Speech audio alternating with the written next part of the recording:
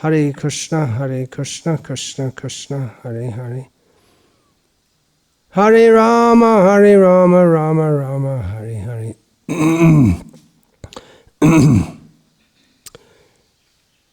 I said I'd finished my series of talks on the name Tirthaka, he who makes tirthas, but Nantosti mama divyanam vibhutinam parantapa.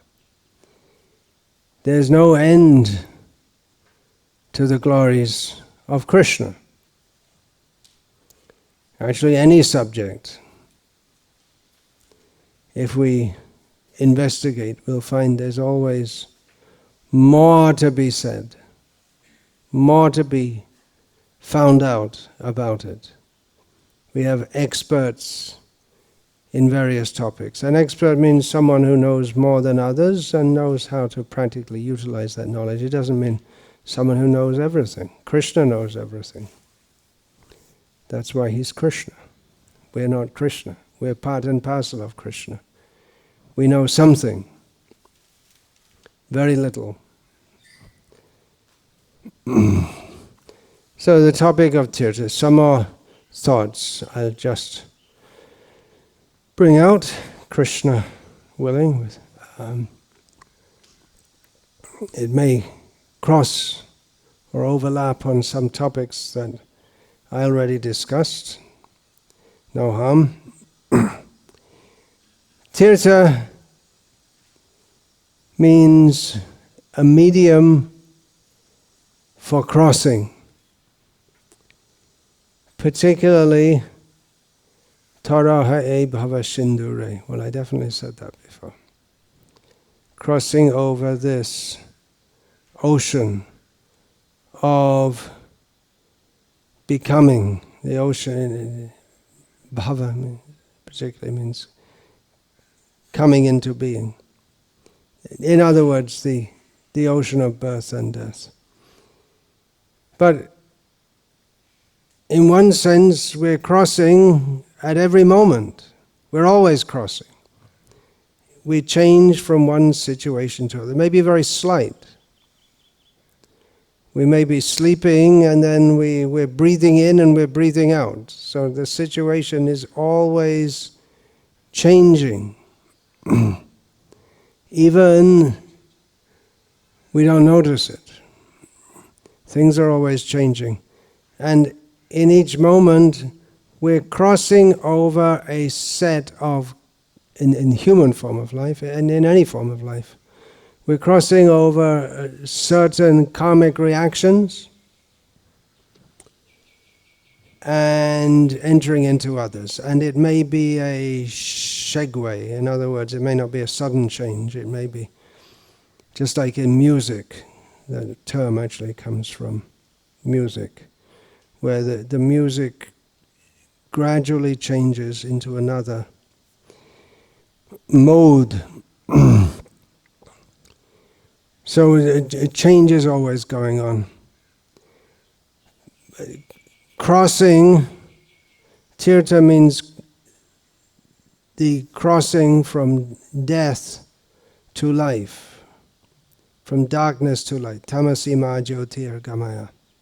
Crossing is always going on, but there are some particularly significant crossings that we are just sitting here and breathing. That's one kind of crossing, because we are using up karmic reactions, and we're also entering into new ones.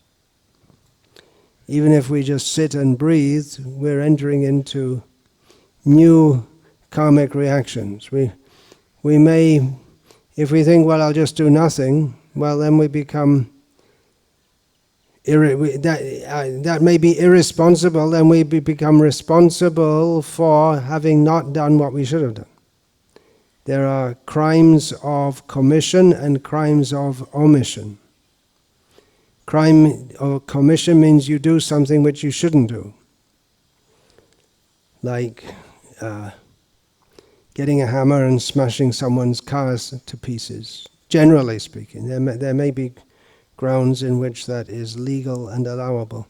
And crime of omission, well, for instance, parking your car on a slope and not putting the handbrake, not putting the car in neutral, and what happens? The car rolls down the hill and causes some damage may injure someone. So that's, you didn't do something wrong, but you failed to do something you should have done. You failed to act according to what is required for safety. So all this is covered in the Vedic knowledge, in the Dharma Shastras, the rules for society. And just like in Ayurveda, there's a whole science to be learned, but it's to be applied to the particular situation of the individual. It's not that everyone's sickness is exactly the same. Even if there are two people with the same strain of influenza, it may not be treated in exactly the same way, depending on various factors. The age and of the patient and the severity of the disease and so on. So in law also, it's to be applied according to the situation. And that's understood in systems of law throughout the world, just like generally a first-time offender is granted some lenience in comparison to a repeat offender.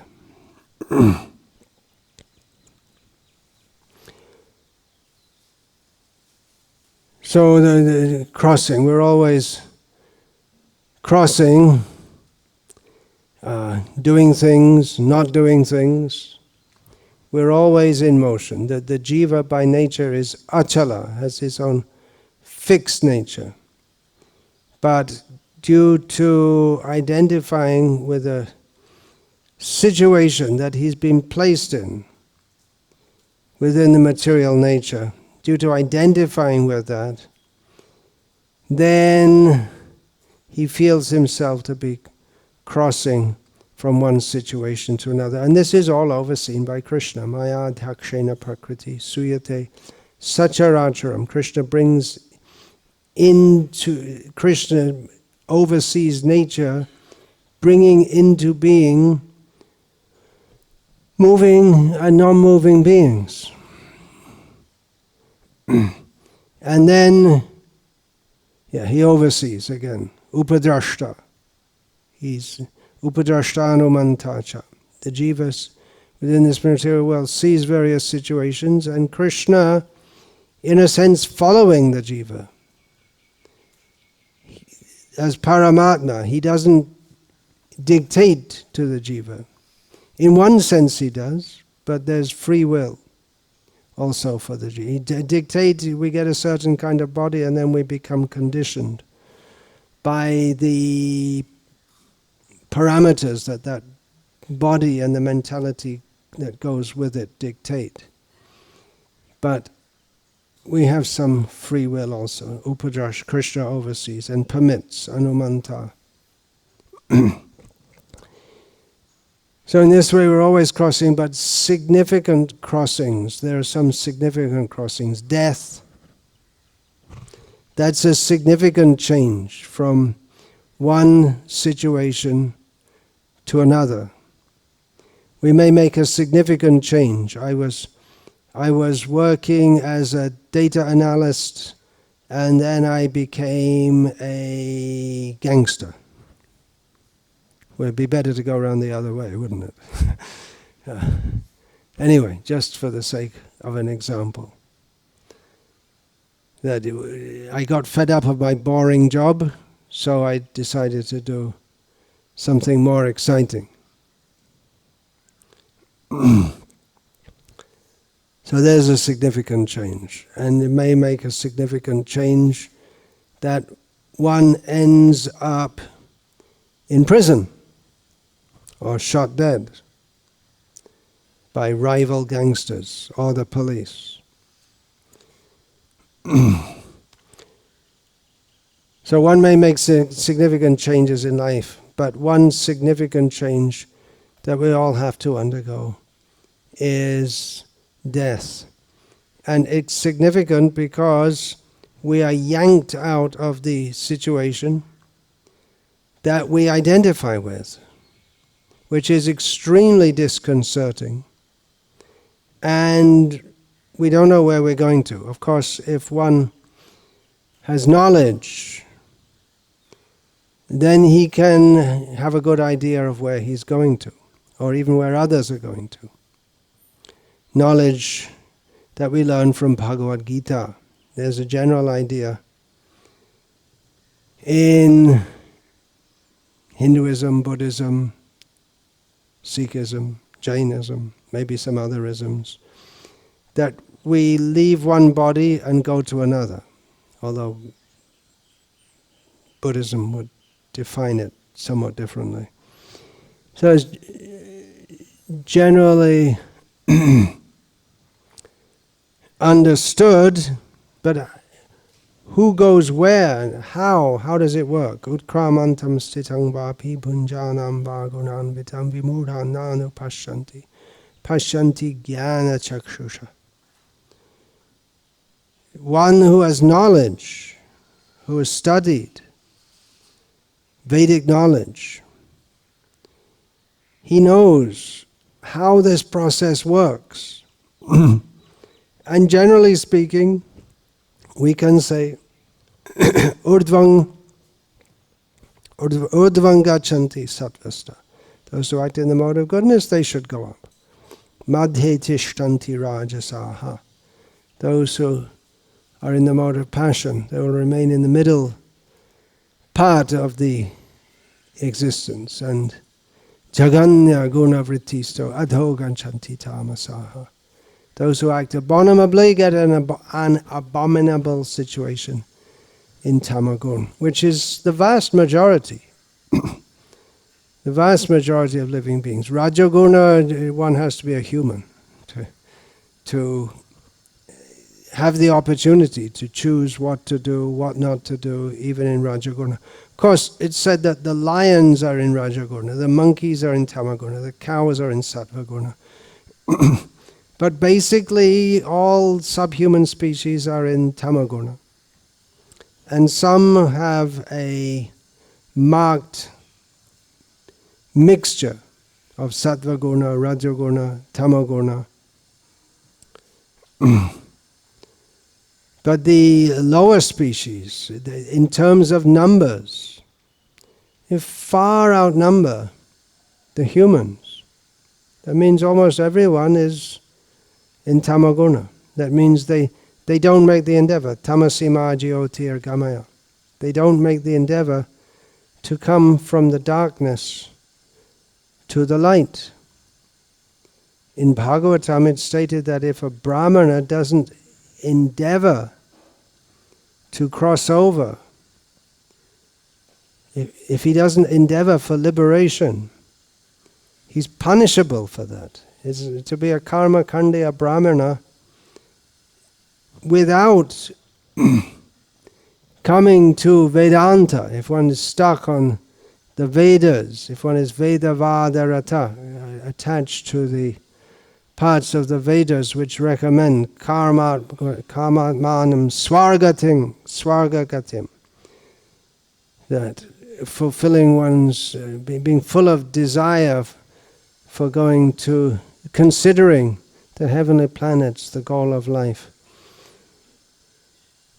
They may think they're getting rewarded, and they may go, but they're punishable, actually, for not endeavoring to go up and out of this material world. And in the heavenly planets, there's also, it's Swarga Lokam Vishalam. The happiness in the heavenly planets is vast, but there's misery. People know, I'll have to fall down. And of course it's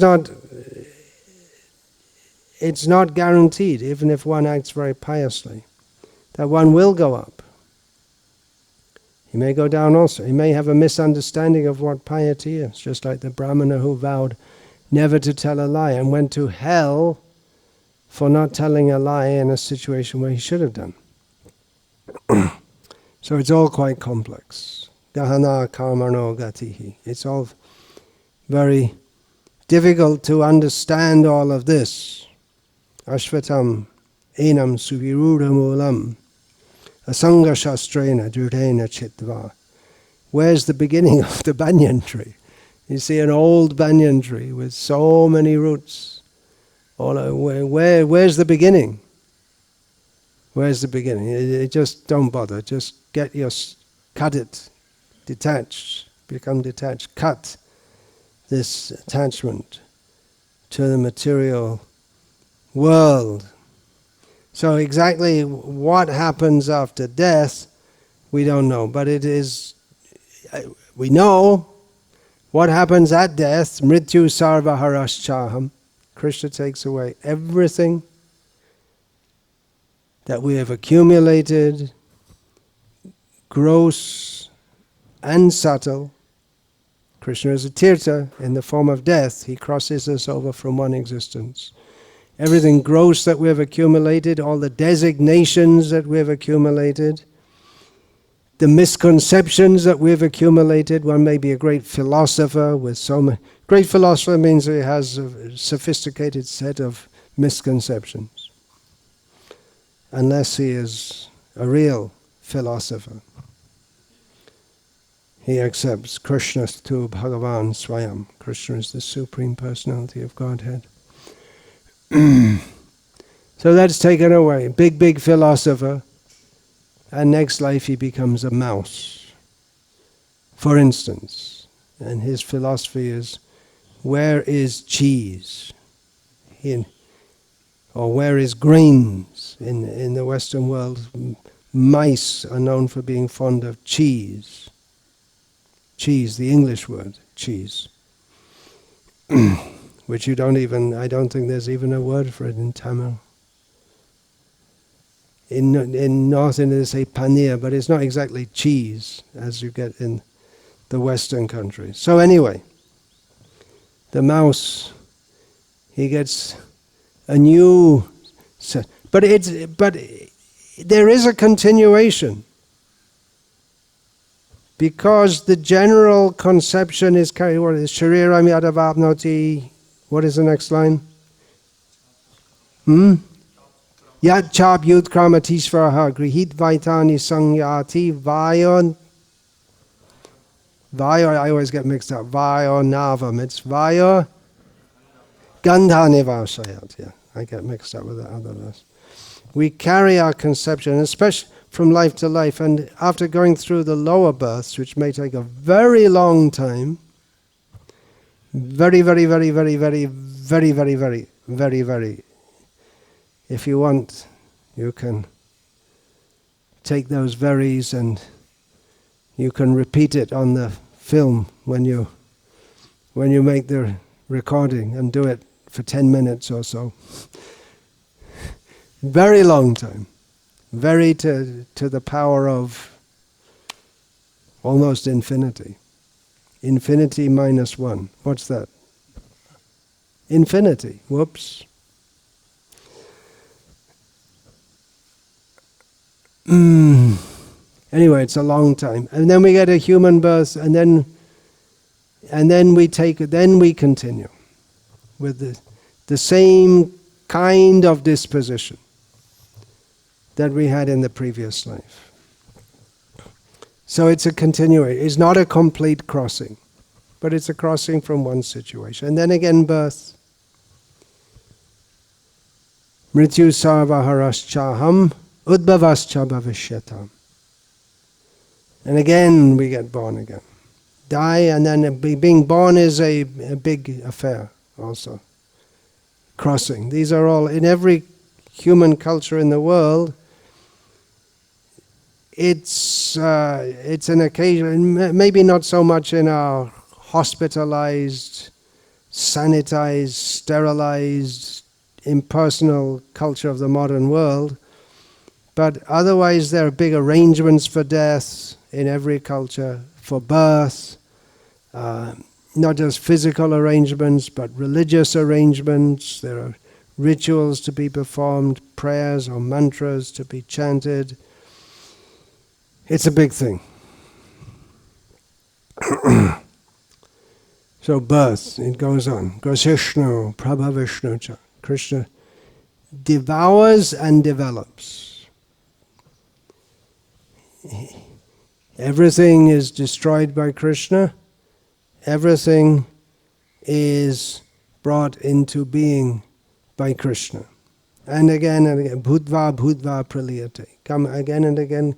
What to speak of individual beings, the whole universe comes into being again and again and is destroyed again and again. So these are major crossings. They seem to be major crossings, but for one Pashyanti jnana chakshusha, for one who has the eye of knowledge, he knows that death is not such a big thing as we make it out to be, because we consider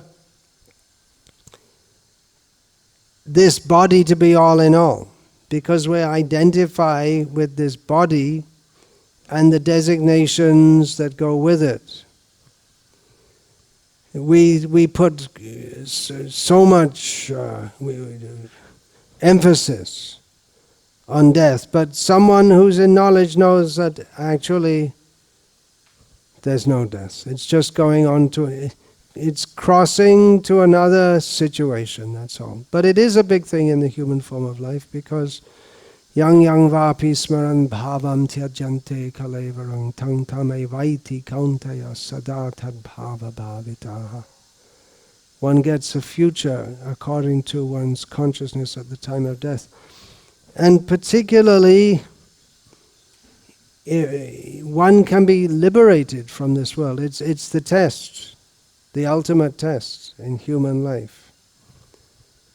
Sadhan kara, bhajan kara, marte janne hoy. Srila Prabhupada used to quote a Bengali saying that how much one has done sadhana and bhajan, that will be seen at the time of death. That will be understood. So human life, the death is a major crossing, because that sets the trajectory for future lives.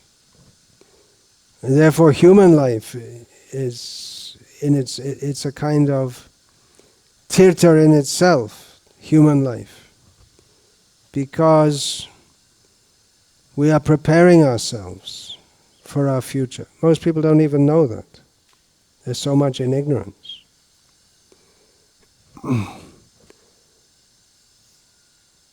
So the death is not such a big thing. Asochanan vasochas. Therefore Krishna says, Asochanan vasochas pragyavadang chabhashase. Gatasun agutasungs cha nanu shochanti panditaha. One who's actually learned doesn't lament for those who are living, those who are dying, those who have died, because in one sense, no one dies. Everyone dies and no one dies. That's a contradictory statement. Illogical, is it not? Everyone dies, no one dies. Everyone dies means we all have to give up the bodies that we presently have. Basic logic is often demonstrated by this proposition. Every man is mortal. Socrates is a man, therefore Socrates is mortal. Of course, it's not proven that every man is immortal. If you want to take the inductive method, if we want to say, well, maybe I'll live forever. Maybe someone will live forever. Just the fact that we haven't ever seen anyone who's done that doesn't mean it couldn't happen in future. There's the kind of absurdities we get into if we're absurd. And there are philosophers who come up with such absurdities, not Vedic philosophers.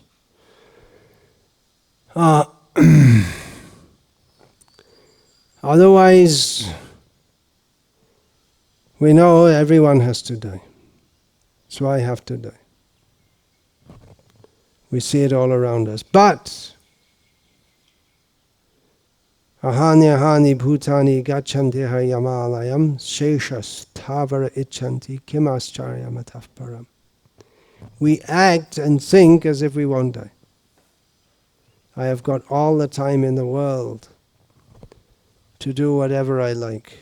Someone else, he died, someone else died. Now with this coronavirus pandemic, people are more afraid of death than they used to be. But anyway, whether you're afraid of it, whether you boldly declare, I'm not afraid of death, everyone has to die. But no one dies. Everyone has to die, but no one dies. Because death is just an illusion, because we're not the body. The one who knows he's not the body, he doesn't die anymore. But still that body has to die. But he doesn't die. Everyone dies in as much as we identify with the body. But no one dies because we are not the body. But the real tirtha, the real crossing is not going to another body, but going to a body where we won't die again. And we just said that, well, every man is mortal. Yeah, but come to immortality. Shrinvantu vishve amritasya putraha. We should hear about our situation. We're meant for immortality. We're meant for that.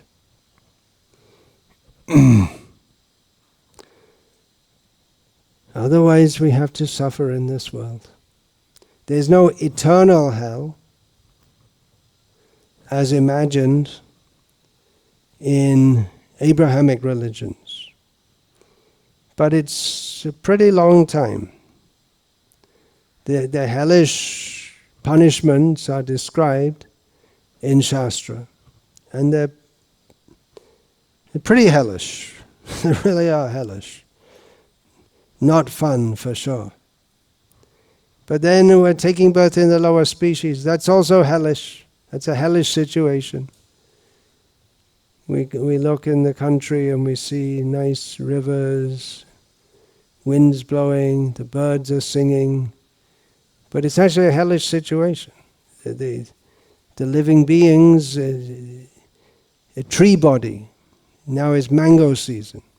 So the mango is a pious tree. But basically it's an impious situation to be a tree at all, unless you're a tree in Vrindavan. But just in this material world, to be a tree is a punishment. Then if one has done some piety, then can become a mango tree, rather than a thorn tree. And if one is fortunate, then Rasik Shekhar Prabhu will come and pick the mangoes and make some chutney and offer it to Gaur Nitai. We have a fortunate mango tree out the back there. And we'll hear the chanting of the devotees. So that's very good fun. There we go. Tirtha, Krishna's arranging. Devotee Chaitanya Mahaprabhu went through the Jarikhanda forest and liberated all the living beings by chanting the holy names, just by his presence. They all became liberated, and that was seen. It wasn't just some theory, but it was seen that the tigers and the deer they became friendly and danced together. to Chaitanya Mahaprabhu's kirtan, were kissing each other even. Otherwise, death, no wonder people are afraid. They don't know where they're going, but they have an intuition that it's not going to be good. And it's not good. And even if we go up, which hardly anyone in this world at this time goes up, to the heavenly worlds, but that's also not good. That's bad in another way. That's an illusion. The illusion that is good is maybe more dangerous than the understanding that I'm in a bad situation. By good karma, one gets high birth, the opportunity to become very learned, money, wealth, these are symptoms of high birth. But they can be obstructions to Krishna consciousness. Therefore Chaitanya Mahaprabhu said, Dinere adhik daya kare bhagavan kulin pandit dhani bara abhiman. By pious activities, one gets birth in high family, one has good intelligence, one has wealth, and then he becomes proud, then he makes offenses, then he goes to hell. So like this, the cycle goes on. So Chaitanya Mahaprabhu says, one who is very lowly from the societal viewpoint, they're more likely to be favored by Krishna, because at least they can understand. They can maybe be more likely to be humble and introspective and try to improve themselves by calling out for Krishna's mercy. A proud person doesn't call out for Krishna's mercy. They feel they don't need Krishna's mercy. Ardhyo bijanavan asmi, konyosti sadrashang maya. The demoniac mentality. You just see, I did it all by myself. I'm rich, I'm powerful, all by myself. And those foolish people, they believe in God. I don't need to believe in God. Ishvaroham, I'm already God myself. They're talking about being very powerful. I'm already very powerful. This is the way they think.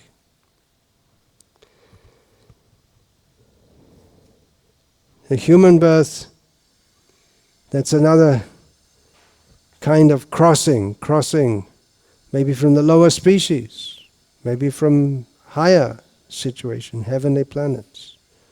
One doesn't come directly from the heavenly planets to the human birth. One has to enter grass or grains, enters the rainfall in grass or grains. And then that can gradually progress to the human life. But in human life, the important crossing is the second birth. Janmana jayate shudra. The first birth is by semen of the father, the child, the jiva falls from the heavenly planets, enters the rain, enters the grass and the grain, which is eaten by a man, all under the direction of Krishna. Karmana daivanetrena jantur deho papateye. It's not going on by chance. It may seem like that, but it's going on according to each individual's karmic reactions and according to the direction of the Supreme Personality of Godhead. So one is placed within that semen, and then that enters the ovum of the female husband and wife in civilized society. And then that develops and a child is born, but by birth The child that is born, although has the potential to be better if he's born in a high family, especially, but is on the level of a Shudra. Shochati iti Shudra. Who laments is a Shudra. So the child has no, even if he's born in a very high Brahmin family, has no developed consciousness, no developed intelligence. And the most prominent feature of a child, in many if not most cases, parents will know better, is they're crying. Always crying, always upset, always wants something. Srila Prabhupada often gave the example of the child, so much misery in babyhood. It may be that the child is being bitten by an ant, and child cries in pain, and the mother picks up the child and wants to help the child, but she doesn't understand that the child is being bitten by an ant. How can she know? She thinks, oh, the baby is hungry. She tries to feed the child, but that's not what the child needs at that particular time. So, the real birth is by Vedic knowledge. Sanskarad bhavet dvija, one gets the second birth. But even on the second birth,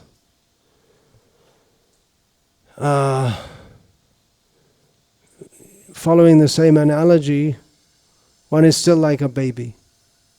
Simply by getting the ceremony of initiation, upanayanam, or being invested with the sacred thread, one is not intrinsically more developed than a child, than a Shudra. But it means that one has the opportunity now to study and discipline, be disciplined. Human life means discipline. Animals can also be disciplined. Some animals, not all animals. To some extent, but they cannot be enlightened by higher knowledge. There are some instances in Shastra, but they are few and far between. The general norm is that human life is suitable for God realization, not other forms of life. So the second birth, in which one has the opportunity to accept the discipline given by a guru. Guru means who accepts shishya. Shishya means one who accepts discipline and who gives knowledge. So by that knowledge, Veda partat bhavet vipra. Then one is different. One's made a crossing from being a crying baby or an ignorant fool to being knowledgeable. One has learned the Vedas, but still brahmajanatiti brahmana. One has to know what is Brahman, and that's not simply a matter of knowing. One can know and not know. Here's another contradiction. One can know what is Brahman.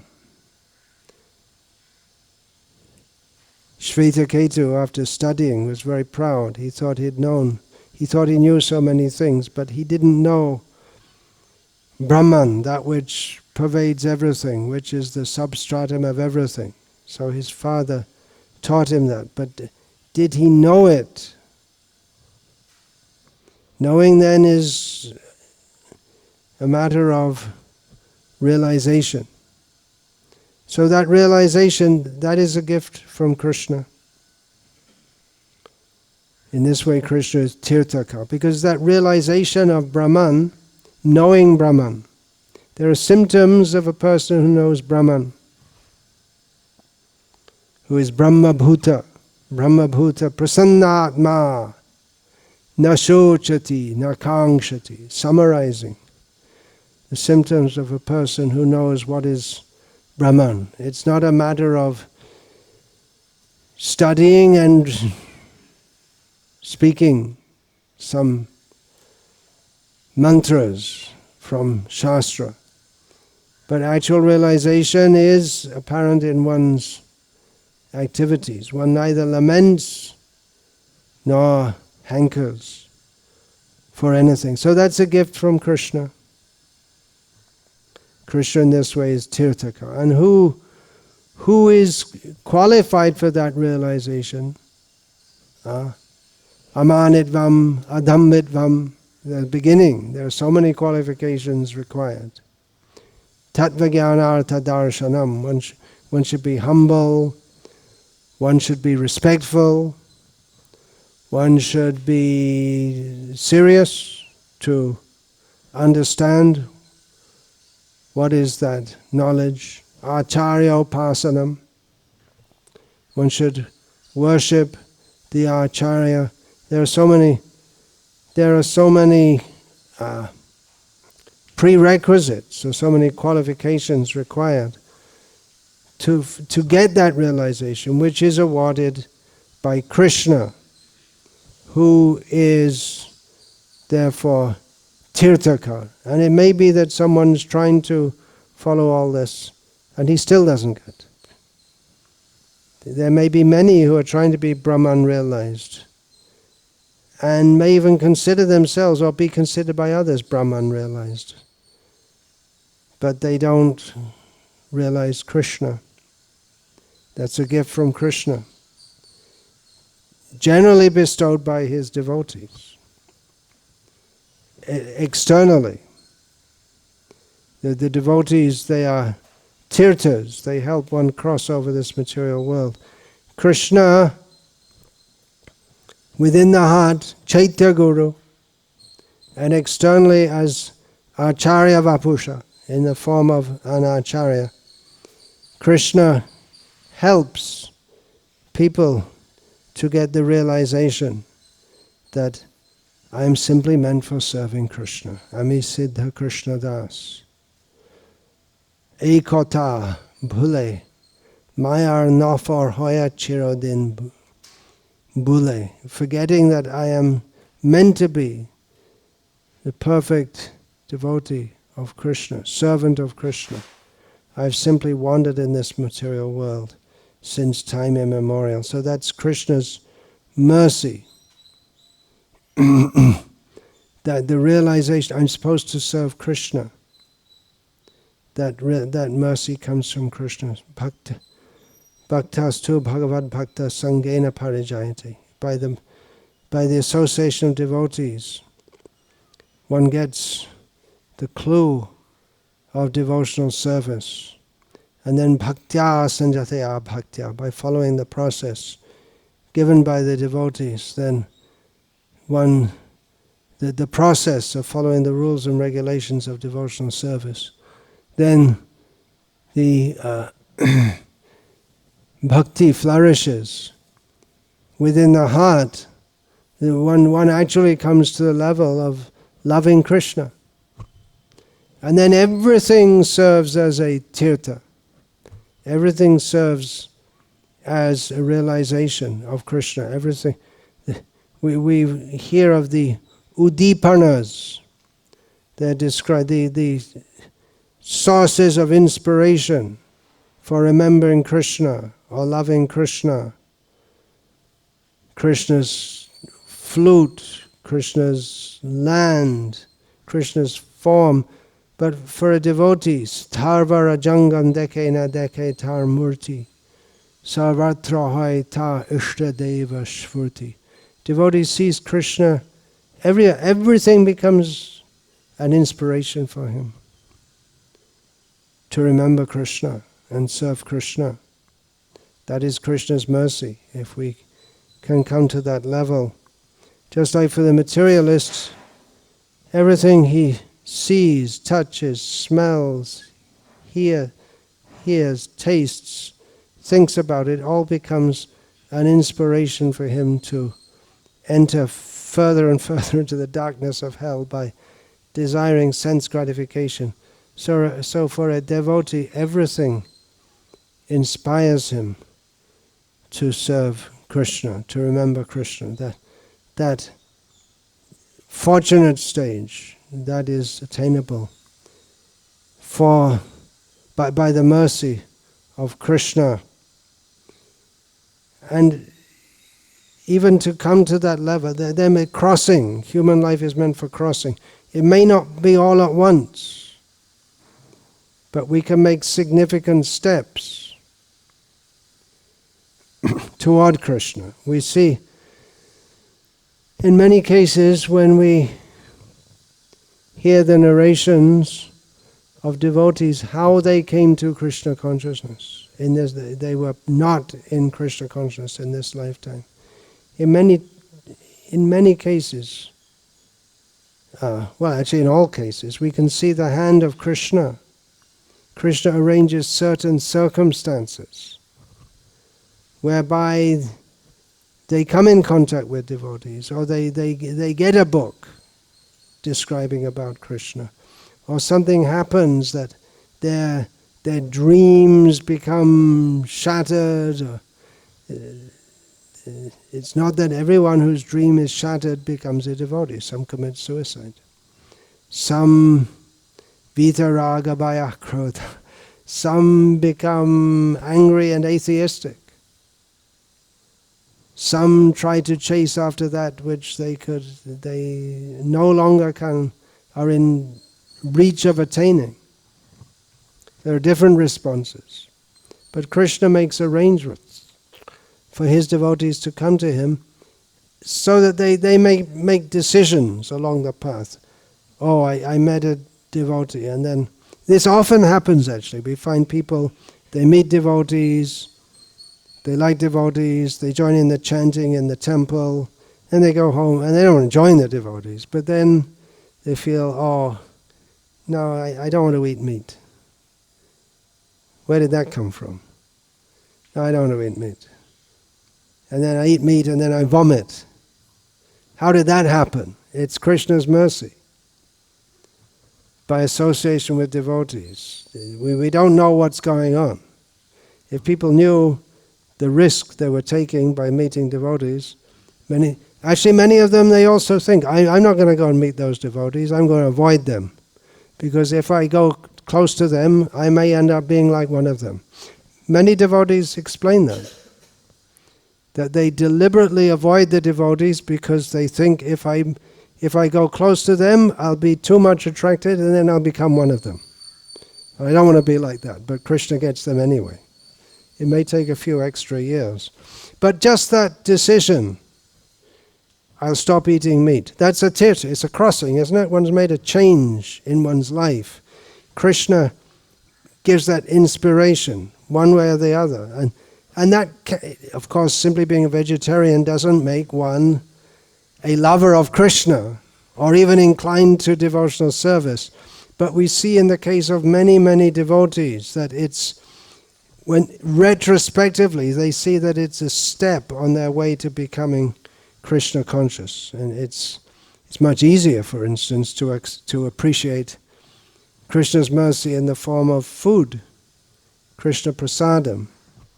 If one is addicted to a meat diet, one is less likely to appreciate prasad and even the whole understanding of Krishna consciousness, because stopping meat eating in and of itself doesn't give rise to devotional service, but eating meat is a major block in even beginning to understand devotional service.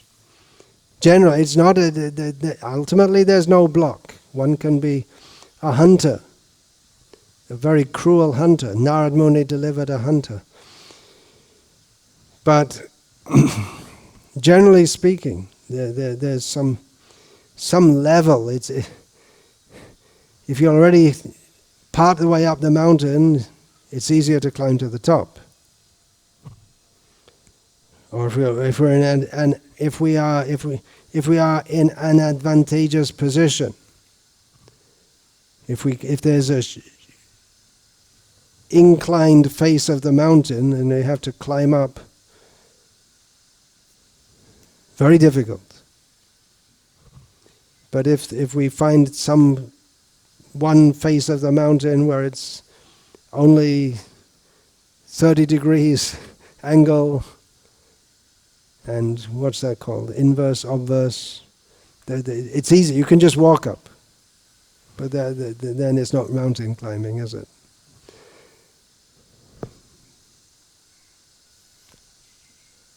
I never thought. Mount Snowdon in Wales, the highest mountain in England and Wales. I walked across it once, like so many people. You can just walk, because in England what they call a mountain is probably smaller than the hills around Salem, which no one goes, oh, look at those big mountains, because there are so many, all over. In many parts of India, no one gets excited about them. So the decision, Krishna inspires us within the heart. He's a tirtha in that way. He's helping us to cross. I want to be a devotee. Make that decision. He inspires us in that way. So in this way, Krishna acts as tirthaka. Death, I started off speaking about death. Cremation, funeral ceremonies. It's a good time to speak transcendental knowledge. It's maybe one occasion where people who are generally materialistic won't object. If you go to a ceremony where the body is burned, I don't know what they do here. In India, when the body is burned, if they have any speech or something like that, but in the Western world, there's a memorial service, and all the people come together, all the relatives come together, and they all say, so-and-so was such a wonderful person, and so on. And in such a place, if a devotee speaks, najayate mriyate va kadachin, actually no one dies, we're all eternal, it will be appreciated. Because people are just in that. Generally, unless the people are really demoniac, it will be appreciated. So all these rites of passage, it's called. Rites of passage is called in English, and the equivalent in Sanskrit terminology is sanskaras. They're times when devotees can intervene and speak something. Sometimes I've attended marriage ceremonies. Not the marriage, the reception. Few times. Once, maybe. I think Nanda Kumar's marriage.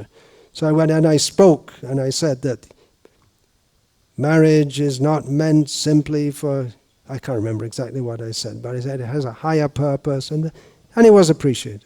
So it's a good opportunity, because it's a big change between being alive and dead. It's a big change between being married and unmarried. It's a big change between having no child and having, especially the first child. It's a big change. So there are rites of passage in religious cultures. There are ceremonies to be performed, invoking the blessings of God. So it's a good time for devotees to speak at that time. Every day. Every day is a new beginning. I believe that's an English saying. So whatever nonsense we've done, we can make a fresh start every day.